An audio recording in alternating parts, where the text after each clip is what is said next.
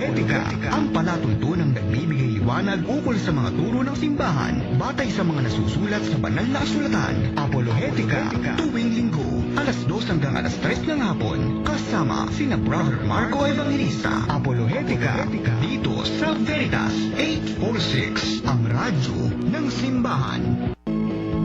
Ave Maria! Gratia plena! Isang mapagpalang araw po ng linggo, mga kapanalig. Ang dalangin nating sumapit sa lahat. Samahan po ninyo kami sa mga sandali ng pag-aaral sa salita ng Diyos at pagtatanggol sa ating pananampalatayang Katoliko. Ito po si Brother Marcos C. Evangelista. And this afternoon, mga kapanalig, marami po akong mga bisita sa ating booth. Mga taong masusumpungan natin ng mga inspirasyon, ang kwento ng kanilang buhay at pananampalataya. So sa pamamagitan po ng ating palatuntunan, mga kapanalig, makinig kayong mabuti at maaaring mag-trigger ito dun sa iba na medyo naguguluhan pa. Makakaroon kayo ng konkretong desisyon na napakasarap palang maging isang Katoliko. Yan po ang isang katotohanan. So, ipakikilala ko po sa inyo, paborito to ni Hamsky Ray at ni Brother Mel Garcia ng Lipa, ang aking mahal na kaibigan. Actually, anak ko na ito, no? Yung nanay nito, barkada ko eh. Oh, hindi pa to pinapanganak, barkada ko na nanay nito. Ang ating mahal na si Jess Ibalyar alias Sanrio. O Sanrio, ikaw bumati ka dahil katabi kita. Magandang hapon po sa inyong lahat, lalong-lalo na sa iyo, Kuya Hamsky, miss na kita. Napaka-energetic ko. O, so, mula naman dito sa kanan ko, pupunta tayo sa ating gawing kaliwa, no? Simulan natin isang magandang bini-bini. Ako na ho mag-i-introduce ng mga pangalan nila kasi mauubos yung oras natin. Ito pong nasa kaliwa ko ay ang isang keyboard warrior to defend the Catholic faith, no? Siya po ang ating mahal na kaibigan, si Sister Rhea Bido. Ayan, Sister Rhea Bido. And then yung nandun sa likod na mahiyain, kaway-kaway lang sister, ang ating mahal na kapatid, si Ashley Colaba. Shout out, shout out. Ayan. At ngayon, itong nakamaroon, na hindi naman taga-UP, pero nakamaroon, no, ay ang ating mahal na kapatid, si Brother Leymar Moralina, na isang dating Iglesia ni Cristo, at ngayon ay isa ng Catholic Faith Defender. Amen. Mga kapanalig, doon sa mga nasa Facebook Live ko, yung ating technician, pakita natin sa mga kapanalig natin yung ating brother na si Brother Leymar Moralina na dating Iglesia ni Cristo at ngayon ay isa ng Catholic Faith Defender. At dito naman sa gawi pa, sa bandang kanan na, no? Isang magandang bini-bini, ay hindi na pala bini-bini, bagong kasal eh. Yan, dalawang yan, bagong kasal po. Ayun, no, sa live tayo. Tingin kayo sa ating ating camera. Ang ating mahal na kaibigan from Bukawi, Bulacan, yung lalaki po ay si Brother Tom Rosete at ang kanyang may bahay si Sister Glaze Fernando. Yan, mga residente po sila ng Bukawi under ng Kim Tae-gun Paris, no, yung Korean saint diyan po sa Bukawi, Bulacan. Ito naman pong si Brother Tom, very eager Catholic, no? Talagang devout Catholic ito. Hindi ka lumipat na ibang sekta, Brother Tom, di ba? Hindi po. Since birth Catholic ka. Oh. Ngayon, yung pagiging Katoliko niya ang nagbigay naman ng motivation sa kanya upang itong kanyang minamahal na si Sister Glaze Fernando ay paibigin at ipakilala ang Catholic faith. Pero maraming kwento pala ito. At ikukwento sa atin yan ni Sister Glaze na ipinanganak kaanib naman ng Seventh-day Adventist ni Ellen White. Kaya ang mga bisita natin dito, no, ay kakikitaan natin ng mga inspirasyon, mga kapanalig. Pinakita ko sa aking Facebook Live, pero sa ating official station, makikita na yung mga mukha ninyo, kaya sana yan lang yan. Okay, ganito yan.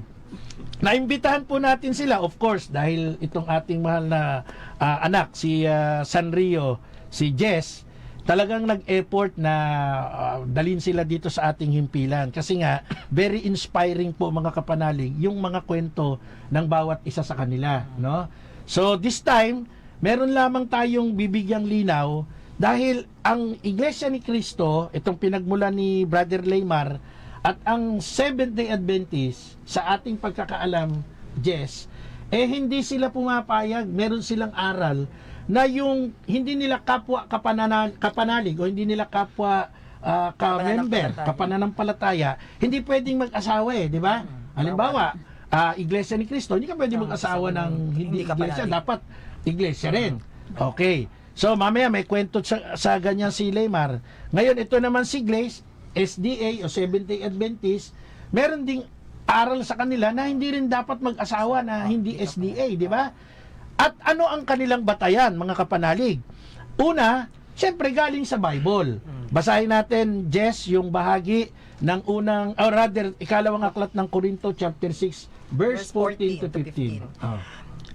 Ang sabi dito, huwag kayong makisama sa mga di sumasampalataya. Maaari bang magsama ang katwiran at kalikuan? O kaya'y ang liwanag at ang kadiliman? Maaari bang magkasundo si Kristo at si Belial?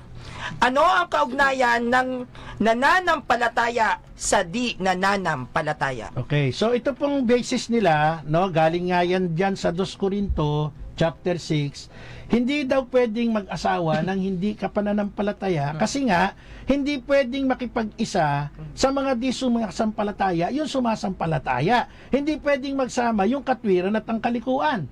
So dito pa lang, minimenos na nila pagka-Katolik ka, nasa kalikuan ka. No? Ano pa ang sabi? O kaya ang liwanag o ang kadiliman. So pag ikaw ay Katoliko, doon ka sa dilim. Kami yung nasa liwanag. No? At maaari bang magkasundo si Kristo at si Belial? Si Belial, ang demonyo yan No? Ngayon, ibig sabihin, sila'y na kay Kristo, ang Katoliko, nasa kay Satanas. So ganyan lang kasimple ang pagkakaintindi, pagkapaliwanag nila dyan. So, sa isang iglap, sa isang tingin, mukhang oo nga, no? Hindi pwedeng magsama ang di sumasampalataya sa sumasampalataya. Sa Iglesia ni Cristo, ang favorite nilang gamitin dyan, yung Lamsa version. Kasi sa Lamsa version, ang sinasabi dyan, do not unite in marriage with unbelievers, for what fellowship has righteousness with iniquity? Or what mingling has light with darkness? Or what accord has a believer with an unbeliever? So pag iglesia ang tatanungin mo, ewan ko lang sa SDA, kung gumagamit kayo ng Lamsa version, although wala tayong idea kung ano yung ginagamit nilang mga version, pero sa iglesia very particular yung Lamsa version. Kasi nakalagay talaga doon, do not unite in marriage. Pero ang tanong, totoo ba yung reference na ginagamit para sabihin na bawal mag-asawa sa hindi mo kapananampalataya? Alam po ninyo, kung ang pag-uusapan natin yung George Lamsa version, iyan po ay tinutulan ng maraming mga iba't ibang version, iba't ibang Bible scholar. For example, yung New International Version, New Living Translation, English Standard Version, American Standard, Aramaic Bible, ang dami niyan. Sapagkat natatangi lang yung Lamsa version na gumamit ng terminology do not unite in marriage with unbelievers. Bakit? Sa isang Bible commentary po ni John Hill, no, isa itong English Baptist pastor, isang biblical scholar, isang theologian, ito yung kinuha ko, hindi Katoliko. Kinuha natin, hindi Katoliko. Bakit? Sapagkat pinaliliwanag niya na yung pagkakasalin ni George Lamsa ay mali dun sa talagang objective nung nakasulat sa 2 Korinto chapter 6 verse 14 to 15. Sapagkat taliwas po ito, mga kapanalig, sa mismong aral na itinuro ni Apostol Pablo.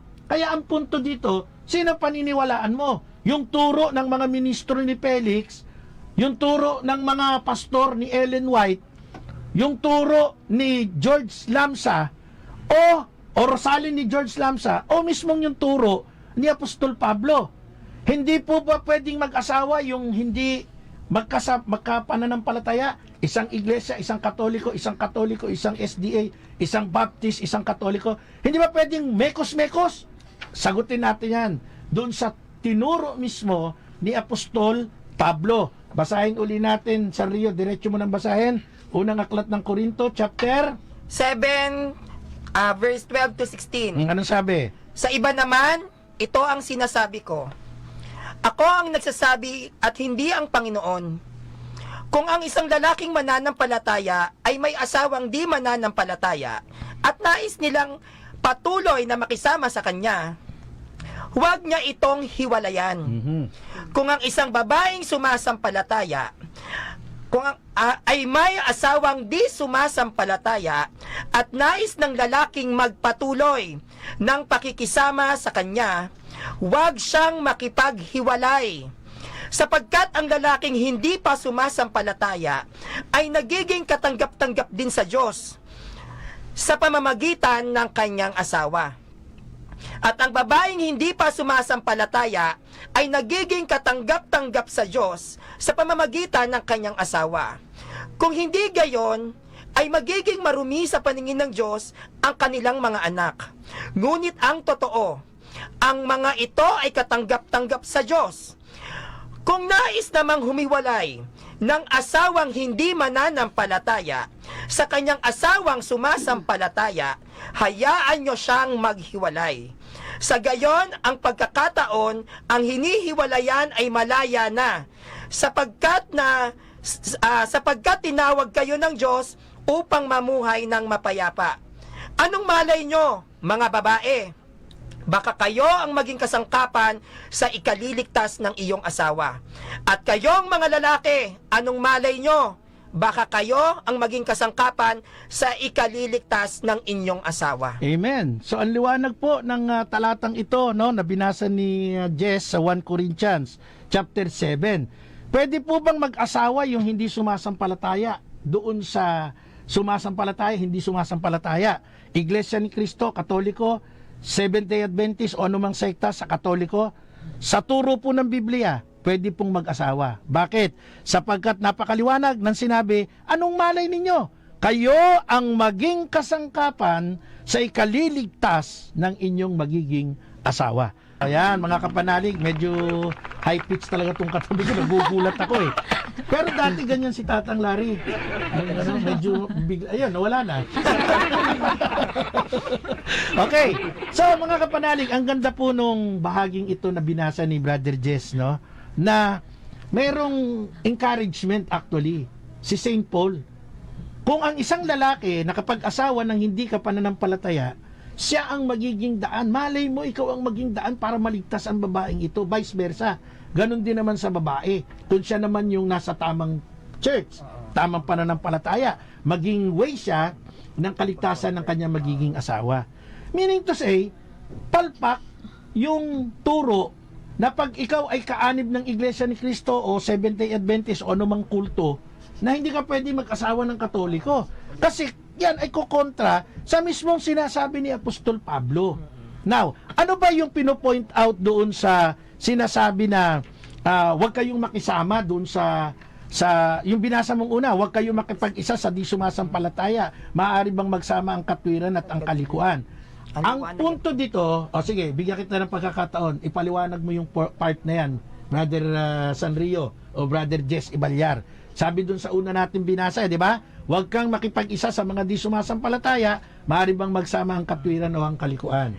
Opo, yung part na sinasabi dyan, yan ay pagpapaliwanag na maaari bang magsama ang tubig at langis. No, yan ay yung sa statement dyan, hindi pwedeng magsama yung hindi magkapanalig. Sa statement na dyan. Pero doon sa binasa natin doon sa ngayon yung... So ibig bang sabihin mayroong isang talata na kumukontra doon sa isang talata? May maling talata, may tamang talata doon sa statement mong yan. Yung doon po sa talatang yan, iba po yung sitwasyon dyan doon po sa talata na binasa natin ngayon. Iba po yung sitwasyon dyan. Dyan po kasi hindi pa pwedeng mag-asawa yung hindi magkapanalig dyan dahil hilaw pa yung mga mananampalatayang nandiyan dyan. Kasi pag pinasawa nila hindi kapanalig, baka maakay sila, mapunta sila doon sa mga Diyos-Diyosan. Kaya dyan yung statement dyan, hindi ka pwedeng mag-asawa ng hindi mo kapanalig kasi yan yung istorya na kung saan bago-bago pa lang o hilaw pa yung mga mananampalatayang Kristiyano dyan. Baka dahil ang daming sumasamba nun sa Diyos-Diyosan, baka maakay sila. Kaya wag silang mag-aasawa ng hindi kapanalig para hindi sila mahatak doon sa kapahamakan. So sa panahon na ito, tinutukoy mo yung ganong senaryo. Opo. Kaya nga ito po mga kapanalig ang tatandaan natin para mas maging konkreto yung sagot ni Brother Jess. Ano? Kapag ka may binasa tayong isang bahagi sa Bible, ang unang-una, alamin mo, pag-aralan mo yung sitwasyon. Number 1, no? Sino yung nagsulat? Of course, si Saint Paul. Yan yung una. Ikalawa, ano ang layunin ni Saint Paul nung sinulat niya? Kasi magkakaibang panahon ito eh. Hindi ito sinulat niya ng dire-diretsong binabasa mo ngayon.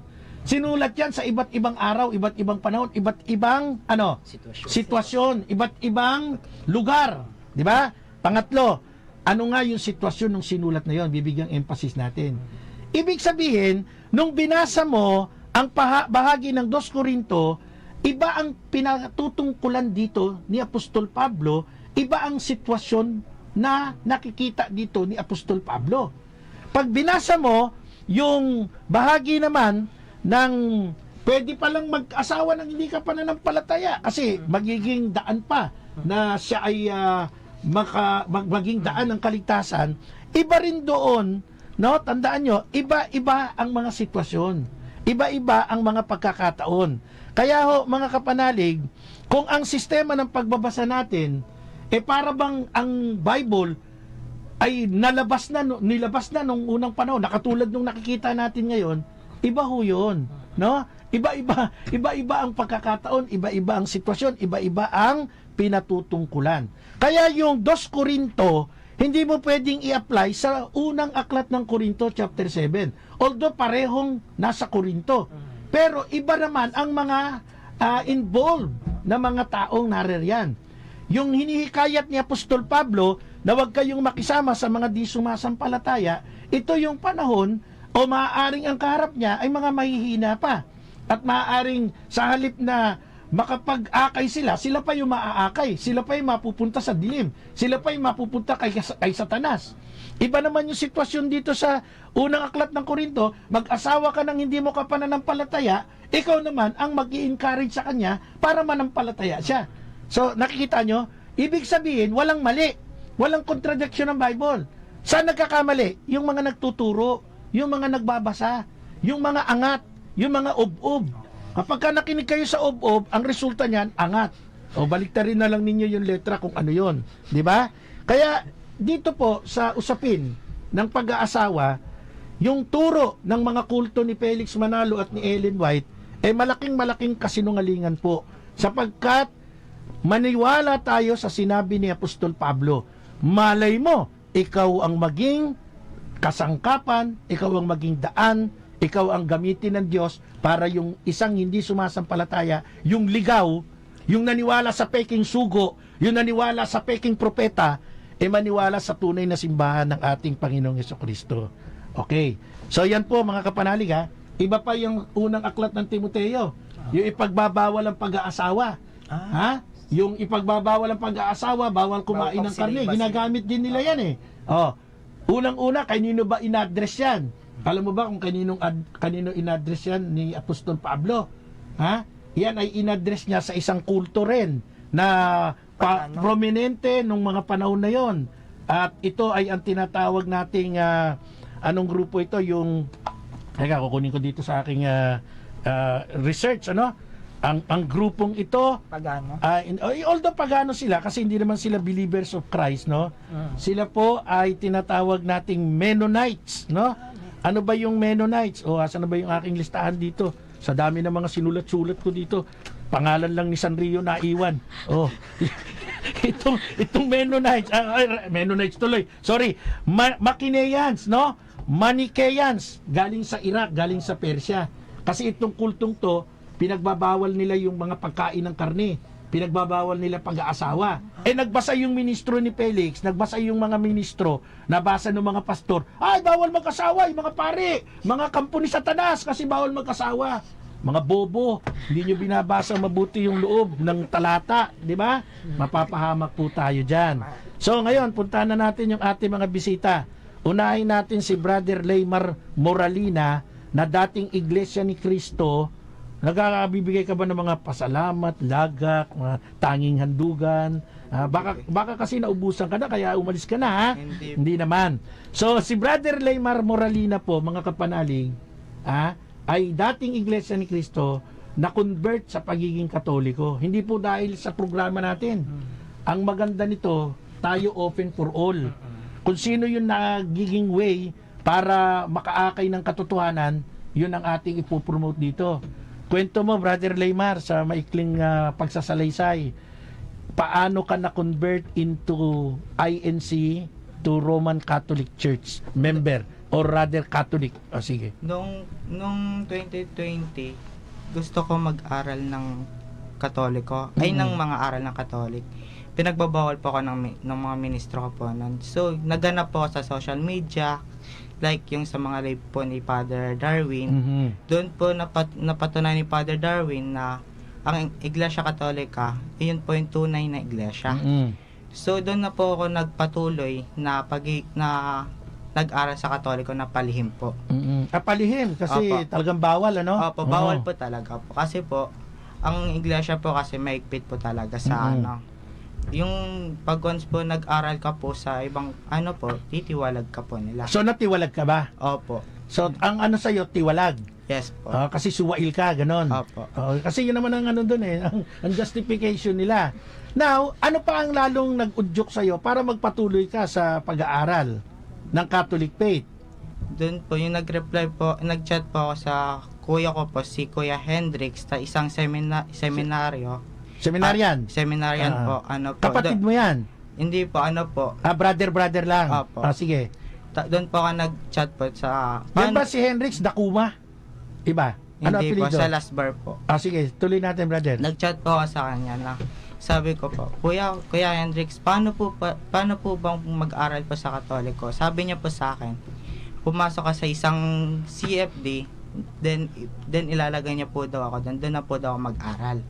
So doon na po ako nagsabi, sige po kuya. Tapos doon na po nagsimula sa kwento ko po. Doon po rin po yung na gusto ko na rin po ipagtanggol ang mga Katoliko po. Ang Catholic faith? Yes po. Hindi yung mga Katoliko, yung Catholic faith. Yes po. So ngayon ay member ka Ng CFD group po. Catholic Faith Defender, Ng Quezon Quezon. City Yes. Chapter, Yes under ni Brother Bien. Yes po. So nakikita ka naman ni Brother Bien. Yes. Kilala ka ni Brother Yes Bien. po. Dapat nililibre ka ni Bien ng Jollibee.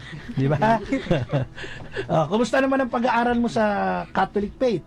Okay lang naman po. Doon na rin po ako nakapag-share po sa mga batang Katoliko po na ganito po yung yung mga aral po natin. Tapos po, doon ko na rin po i-share po sa mga tao po, sa mga po. So naging ano ka na ngayon, naging sharer ka na. Opo.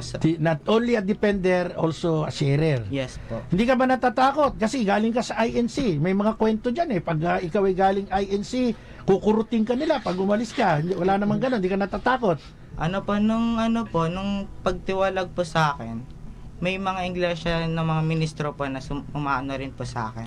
Ni-encourage kang bumalik. Opo. Then, sabi ko po, ayoko na, kaso pinipilit po nila ako. Then, nagulat po ako, may mga sumusunod po sa akin ng mga ministro po. Nagkano po ako dyan, na nagtotok po ako sa sa mga labas lang. Hindi, paano mo na-identify na ministro sila? Kilala mo sila personal? Opo, Hindi ba personal sila po. yung mga diakono lang? Yung mga asawa ni Diakonene? Ganon? Hindi. So talaga ministro. Opo. Kasi may kategorya yan Iba yung diakonene at saka yung ministro, Opo. iba pa yung manggagawa. Yung manggagawa, yan yung mga nag-aaral pa lang ng ministerial. Yes. So ang sumusunod sa'yo, iglesia, ministro. Opo. Kilala mo, Opo. personal. Yes po. Hindi ka naman nila pinagalitan. Hindi po. Tinitingnan po nila ako nung panahon po na yan. Then, yung tito ko rin po, isang rin po ministro na pinag-aano rin po ako, yung pinag-aaral. Paano po mo nila. naging tito? Yung asawa po yung kapatid po ni tita, yun po yung asawa po ni tito. Yung nanay mo ba o tatay mo ang kapatid o bayaw ng ministro? Yung nanay ko po. Nanay. Sa mother side. Kinaklaro lang natin ito mga kapanalig, para hindi ito'y kwentong barbero. Ito po, pag sinabing, magagalit na naman sa akin si Brother Jesus, sabi niya, bida na naman ng barbero sa'yo. Kasi pag sinabing kwentong barbero, may totoo, may hindi di ba? Ito hindi kwentong marites. Kaya ako tinatanong kasi pero wag na natin banggitin kung sino yung mga pangalan ng mga ministro. Pero ang totoo, syempre, sinusubaybayan si Brother Laymar at tinitiyak na baka pwede pa siyang bumalik.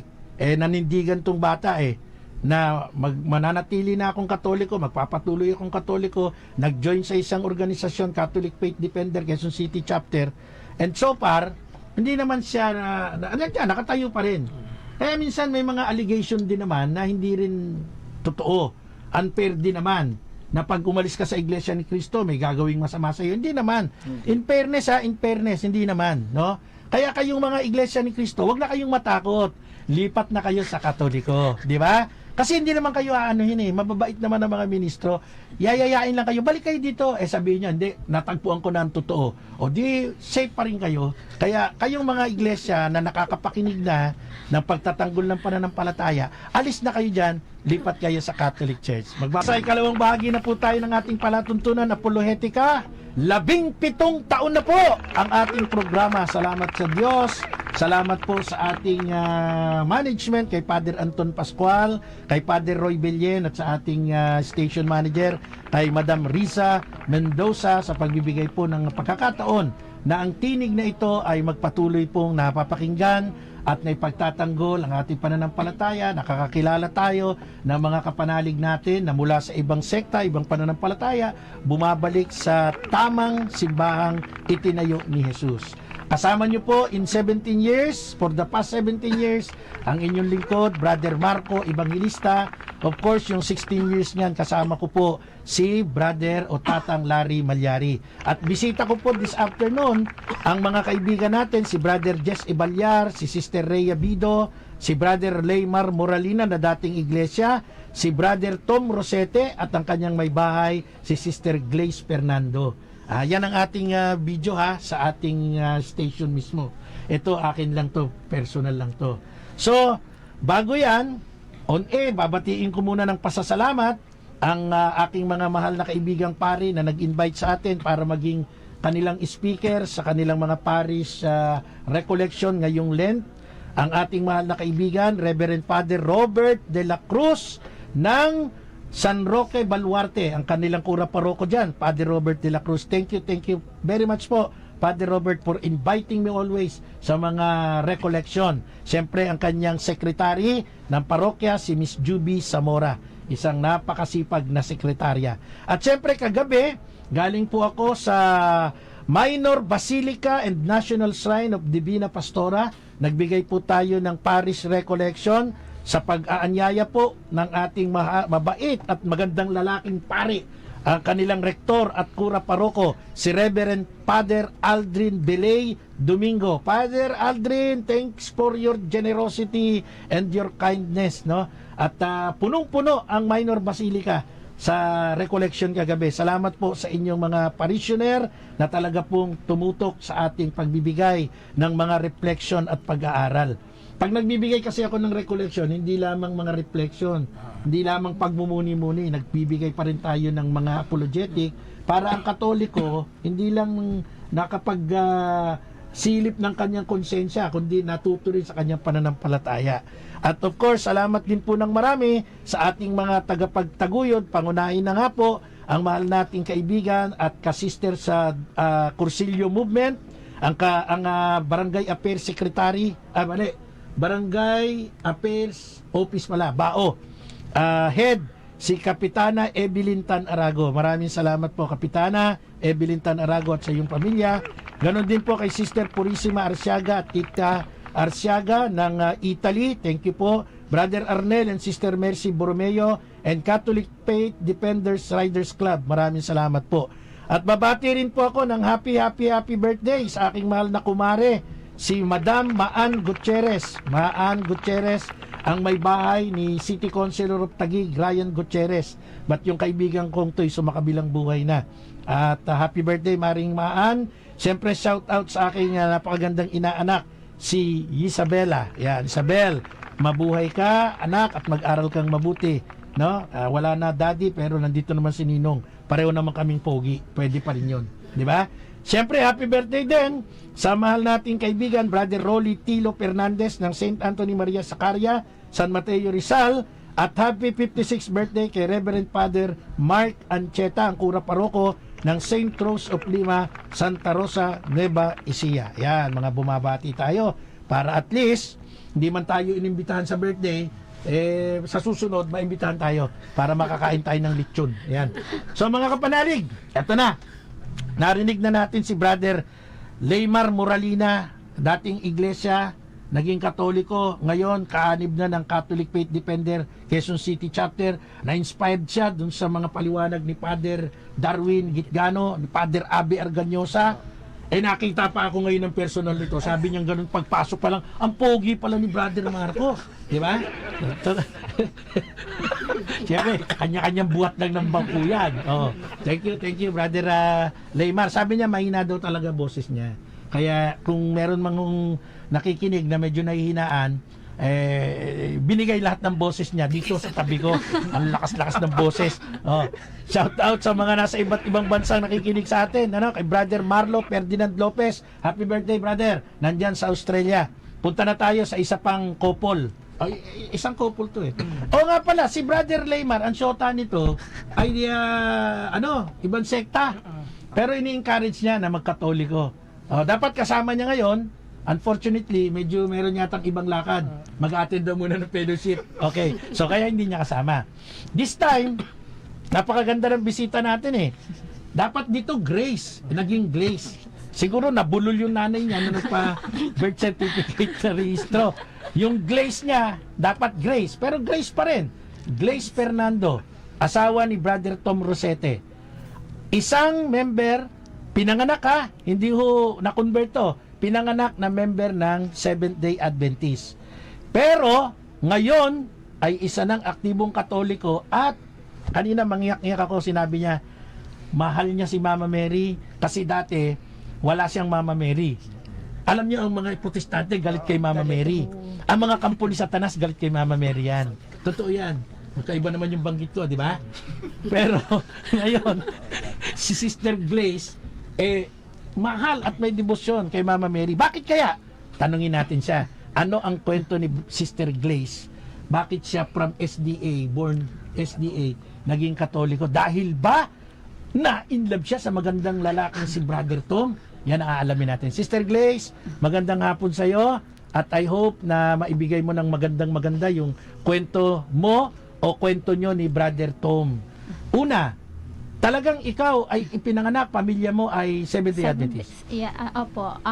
Dati po akong Seventh-day Adventist, born Seventh-day Adventist. Nung kinasal kami ng asawa ko, doon ako na-convert as Catholic, bininyagan ako, pero hindi ko pa matanggap yung teachings ng Catholic. Binyagang Katoliko ka na dahil mag-aasawa ka kay Brother Tom, pero hindi mo accepted ang Catholic faith. Opo. Mhm.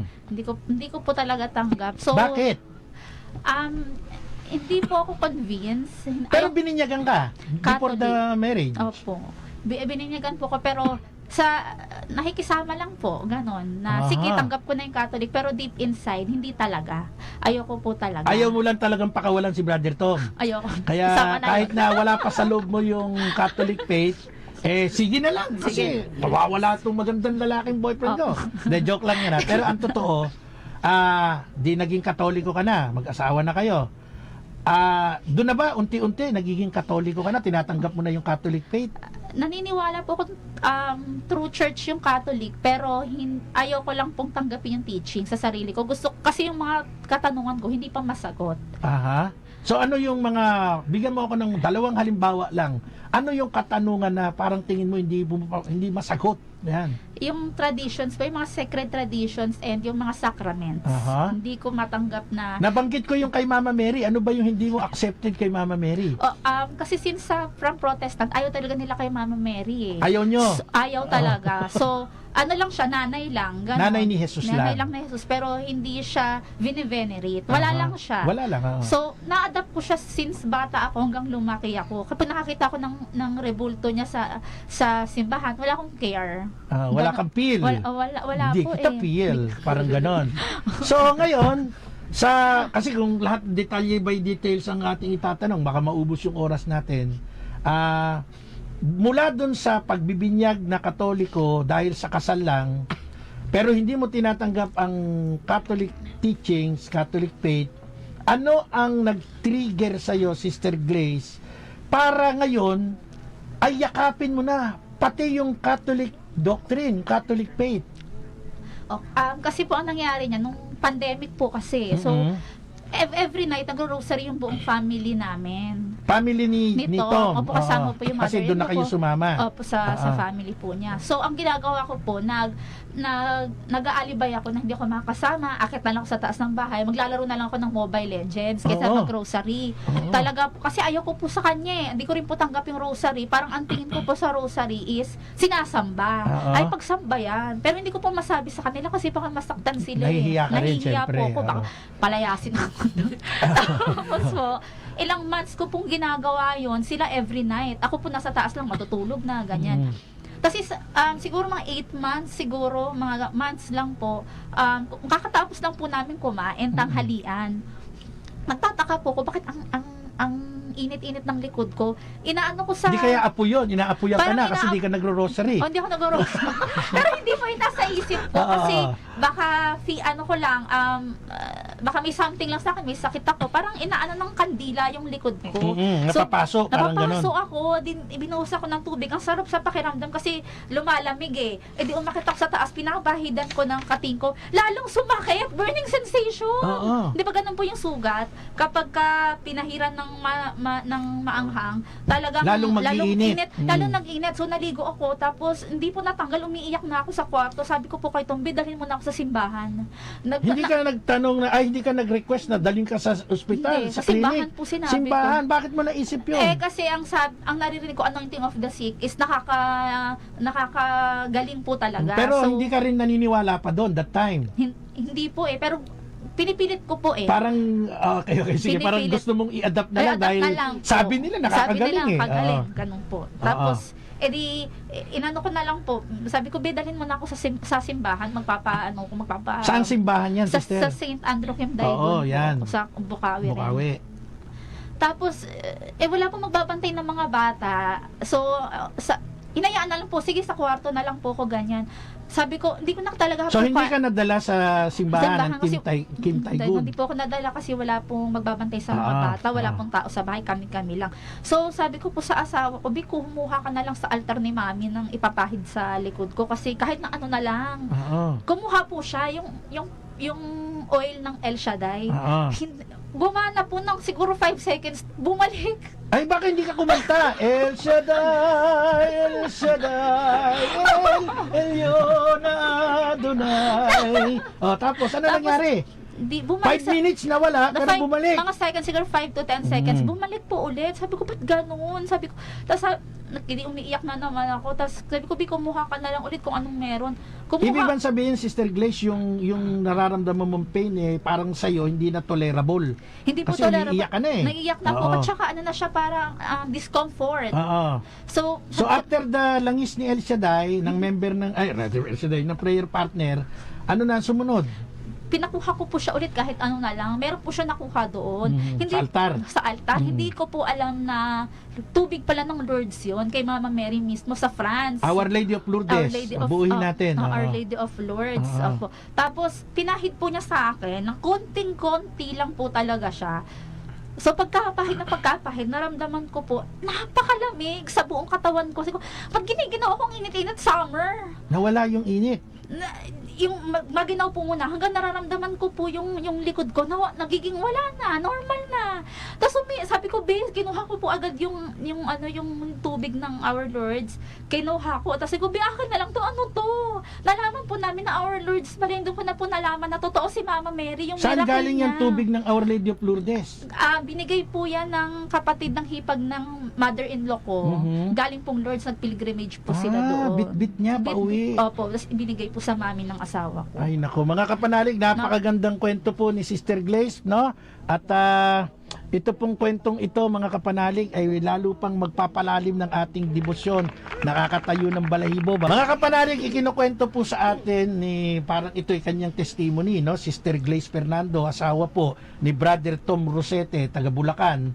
yung kanyang kwento ng conversion. Siya ay nagpabinyag pero hindi niya tinatanggap ang Catholic faith, no? Hindi siya naniniwala sa ating mga holy traditions. Basta't nagpakasal lang siya kay Brother Tom kasi pogi si Brother Tom.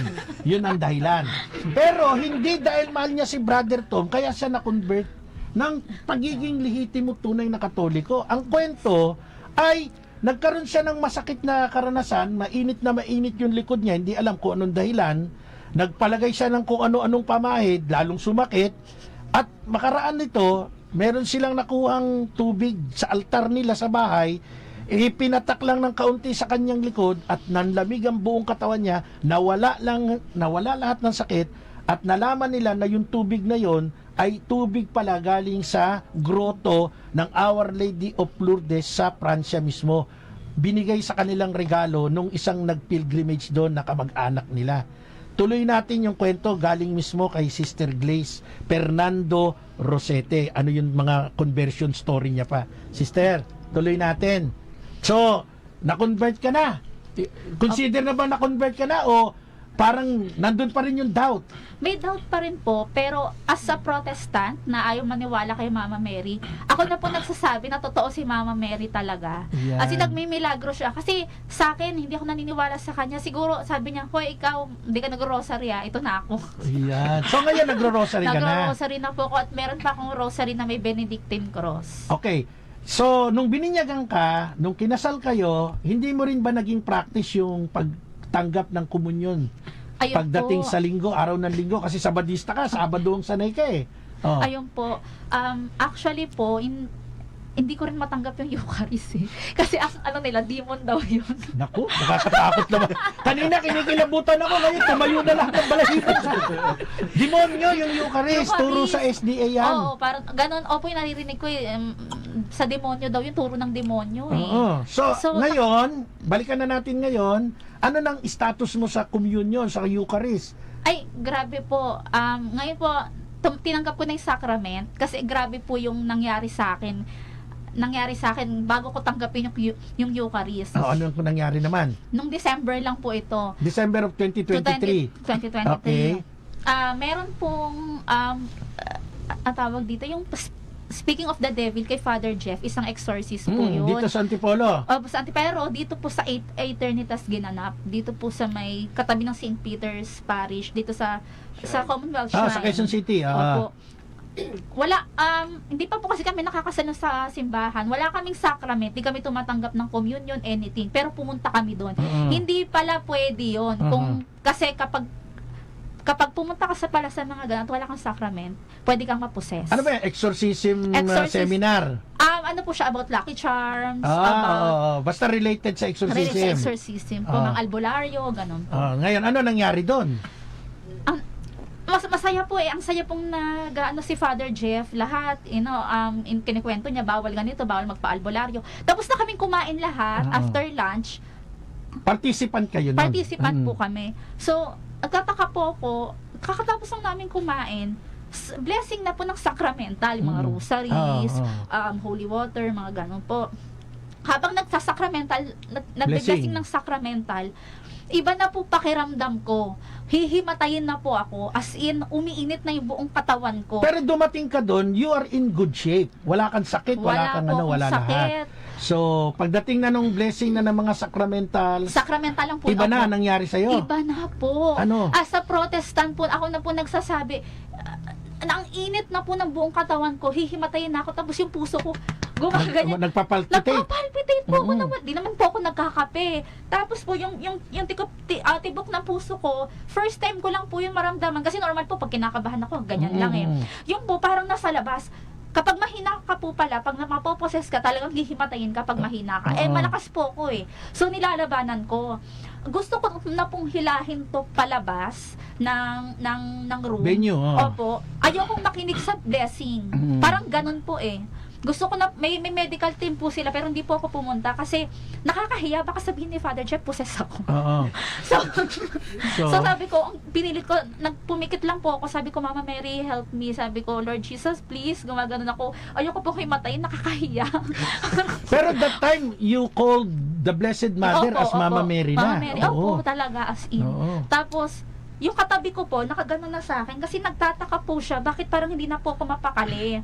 Kasi ang init na po ng buong katawan ko, para akong umuusok. Pero hindi ka naman pinagpapawisan that time. Hindi po Pero kaya pakiramdam mo mainit. Mainit. Oo. Yung aircon po, nandito, tapos may electric fan pa po. May electric fan pa siya. Yung bang aircon doon? Kasi lamig ng aircon Oo, namin. sobra. Oo, malamig. Malamig talaga. Ang ginawa ko na po nung dahil sa sobrang Buti init na lang ng ngayon, nilalamig siya. nilalamig ako eh. Inubad ko po yung jacket ko. Oo. Tapos, pagkahubad ko ng jacket ko, bakit ganun ang init pa di? Ang init. Sabi ko, ang init pa rin. Tapos, tinanggal ko na yung mga ipit ko. Tinanggal ko na yung rosary ko. Kasi iba na po yung pakiramdam ko. Parang napuposes na nga. Puposes na po ako. As in, parang gusto ko nang gumanyan. Bibigay na po ako eh. Mag-ano na ako. Magko-collapse na ako. Kaya lang po, nararamdaman ko na po yung mainit hanggang dito. Hanggang dito, pababa. Para sa mga nasa radyo, nararamdaman niya po yung init mula ulo, pababa ng balikat. Kasi nasa radyo tayo. Iniisip nila, pababa, saan yun? Tuloy natin. Tapos ang init po talaga, ang pangit pa po ng pagkainit niya kasi habang nag-ano pa po, Nagpapalpitate. para po akong aatakihin sa puso. Tumitubok Pero yung puso hindi. mo. Opo, first time. Grabing tibok. Grabing tibok, kakaiba. Tapos po, hanggang pababa, sabi ko, ano to, parang tinutusok. Pababa na ng pababa mainit. sa braso, mga Pababa. kapanalig. Biglang sumingaw. Gumanon. Hala! Parang sumingaw. Sumingaw! Oh. Sabi ko, bakit sumingaw? Sabi ko. Tapos, pagkasingaw, yung tibok na puso ko. Nagkalma na. Nagkalma ba? Napag-ganon po ako sa dito. So Hindi ko yan ay sabihin. after mong umusal na Mama Mary, please help me. Pagkatapos po Lord ng Jesus. blessing ng sacramental. Okay. Nung natapos na po, biglang lumabas. Mm-mm. May lumabas sa akin. So nag-react. nag-trigger doon para naman dalin kayo sa pagtanggap na ng sakramento. Opo, ito na po. Eh di, Oo. Kasi kailangan nating i-shortcut na ng mabilis yung iyong kwento at maganda. Sige. Kaya lang makakapusin yung oras natin. Ano Sige. nangyari pa? pag uwi ko po sa bahay, sabi ko magko-confess na ako. Babalik na ako. Totoo. Hindi ka pa rin nangungumpisal, di mo pa rin naranasan. Hindi ko po siya Oo. hindi ko po matanggap ng confession Oo. eh. Kasi hindi ko sasabihin sa Lahat pare. talaga hindi tinatanggap nito eh. O ano pa? Tapos, pagka-uwi ko po sa bahay, grabe si Father Jeff, yung Holy Spirit Oh, sa si kanya, Father Jeff, ang lakas. Pagka-uwi namin sa bahay, sabi ko magko-confession na ako. Pagtulog ko po, mortal sin ko ang napaginipan ko. Aha. Sobrang, hindi po siya inaano na, ito yung mortal sin mo, hindi, events lang po. Events. Tapos kinabukasan, sabi ko, parang hindi ko na kaya. Pumunta po kami ng Novaliches kay Father Nonet. Oo. Para po, exorcist po talaga. Tinignan po namin yung schedule. Eh di, wala pa po siya. Wednesday pa po ang open, ang confession. Teka lang ha, ikakat lang kita dyan, sister. Meron lang akong i-correct sa mga kapanalig natin, sa ating lahat. Ano? Pagka kayo po ay lalapit sa exorcist, ang lalapitan nyo pong exorcist kung saan kayo under na diocese. Kasi po, ang mga exorcist natin, halimbawa, Father Siquia, Arcam, Father Daniel Estacio, Diocese of Pasig, Father Jojo Malyari, Diocese of Cabanatuan, may mga boundaries po by diocese. So, ito po ay para maklaro lang natin. Kapag kayo po mayroong problema, katulad ng kinukwento ni Sister Glaze, kailangan nyo ng exorcist, kung saan kayong under na diocese, yun ang pupuntahan ninyo. Hindi ho pwedeng kayo'y taga Diocese of Imus, pupunta kayo sa Diocese of Parañaque. Hindi ho pwede yon. Yan po ay merong mga boundaries. Kaya ito'y pagkaklaro lang. Pero anyway, maganda naman, natagpuan nyo ba si Father sa Novaliches? Tuloy natin, Sister Glaze, para lang makorek natin. Sige. Opo, sakto po, pag tingin po namin sa schedule, Tuesday po yun. Sabi ko, Wednesday po, open na siya. Mm-hmm. Sabi ko, di maganda bukas makakapag-umpisal na ako. Bago po mag-umpisal, nanaginip po ako na may sinasapian. Sabi ko, grabe na po yung panaginip ko. As in, parang ako nag-astral projection. Ganun sa akin yung nangyari dun sa pagpunta sa spiritual, speaking of the devil. Mm-hmm. Tapos, pagdilat ko parang nag-anxiety ako. Tapos, sabi ko po sa asawa ko, hindi ko na kaya. Sabi ko, hindi ko na talaga kaya. So, parang habang nag-aano po ako sabi ko, hindi ko na talaga kaya. Hirap na ako. Parang ako mababaliw, sabi ko. Tapos, maya-maya, habang nagsasalita po ako sa kanya ng ganun, may pumasok, may sa gilid kong umano po may dumaan. Tapos pagdaan na naka-white, sinabi ko lang na simple, pray for us. Nawala. O lumabas talaga siya sa parang lumabas sa hindi sa peripheral vision ko, parang lumabas po sa bahay. Pumunta na po kay Father Nonet, kinabukasan, nag-confess na ako. Sabi ko, tanggap ko na po talaga ang teachings ng Catholic faith. Tanggap ko na, ang dami na pong milagrong nangyayari sa akin. Actually, hindi lang milagro yan, no? Mga talagang pangitain na may something bad, no, around. Kapag ka ikaw ay naroon na, pero ayaw mo pa rin tanggapin, no? So maganda yung kwento ni Sister Glaze sa bagay na yan. Sige, tuloy mo, sister. Sinabi ko na po, tapos sinabi ko rin po na may third eye ako, nakakakita ko ng kung ano-ano, na close na po, wala na rin. Oo, kasi talagang isasarado yan ng mga exorcist Opo. natin, okay? So, marami pa hong kwento tayong dapat marinig. Unfortunately, alam naman natin, limited ang oras natin. Siguro pwede naman natin i-round 2 to eh. Part 2, no? Round 2 tuloy. Kasi nanonood ako ng Muay Thai, nanalo sa world competition yung kaibigan ko, Master Jaime Ignes, at ang delegado ng Pilipinas sa Thailand, Pattaya, Thailand. Dapat kasama ako diyan. Kaya lang may mga recollection ako kaya hindi ako nakasama. So nanalo yung grupo ng Sigma, Scientific Integrated Group of Martial Artists, champion sa Muay Thai diyan po sa Thailand. Mabuhay ka. Master Jaime Ignes, okay, at sa iyong mga kasama. So wala na po tayong oras. Salamat po ng marami sa inyong pagsama. Part 2 natin, si Brother Tom naman ang ating interviewin. At syempre, kasama ko pa rin po ang magandang bini-bini, si Sister Rhea Bido, Brother Jess Ebalyar alias Sanrio, syempre si Brother Leymar Moralina at si Sister Ashley Colaba. Kasama rin natin ang ating mahal na technician, Brother Edgar Bernardo, at ang ating PA, Production Assistant, Romar Bendo. Ako po, si Brother Marco C. Evangelista, at kaming lahat ay nagsasabing, sumainyo ang katotohanan. Salamat po!